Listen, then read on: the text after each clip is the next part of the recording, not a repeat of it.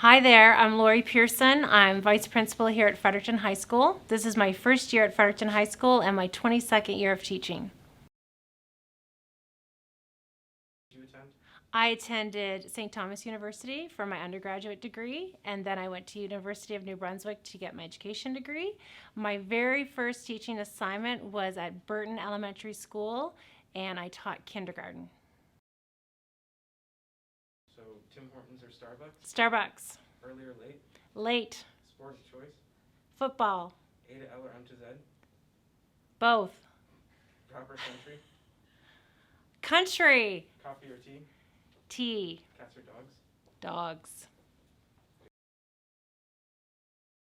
I think sometimes students have the misconception that teachers may be out to get them or out to trick them or out to fool them or out to do something on a negative impact to the students. Sometimes what students see as negative are actually positive things, like setting boundaries, setting rules, setting expectations. So I think if students could possibly look at teachers with an open mindset, they might be more inclined to appreciate the work that the teachers are trying to do to support them.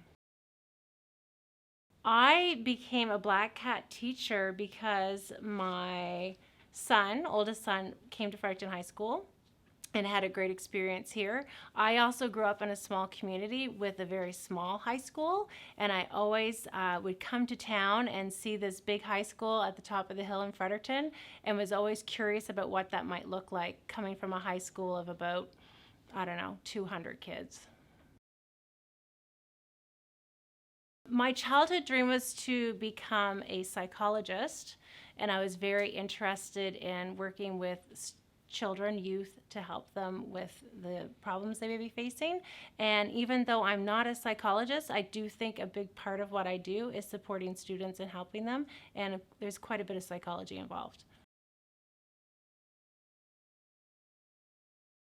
Oftentimes people want to know about my family. I have 4 children, and I think in this day and age that people tend to think of that as a bigger family, and they're often curious about that. So they often ask what that's like in our house having 4 kids.